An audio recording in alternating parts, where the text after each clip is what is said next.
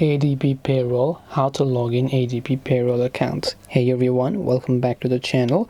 In this video, I'm going to guide you on how you can log into your ADP Payroll account, so make sure to watch the video till the end. If you want to log into your ADP Payroll account, all you have to do is simply open up your browser. Then once you open up your browser, you want to simply go to adp.com. Now, if you don't find it, you can just go to your browser, go to adp.com. And when you're there, this is the kind of interface you will see. It says 4 months trial on payroll or something like that, but I'll just cancel this.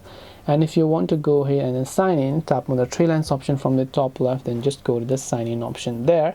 Then when you go to the sign in option there, you'll be able to pick the option that describes you best. So once you've done that, and you'll simply be able to enter all of the details, then you can just tap on the next option to sign into your ADP payroll account. This way you'll be able to sign into your ADP payroll account. I hope that this video helped you. If you have got any more questions, feel free to leave them down. Thank you for watching and see you in the next video.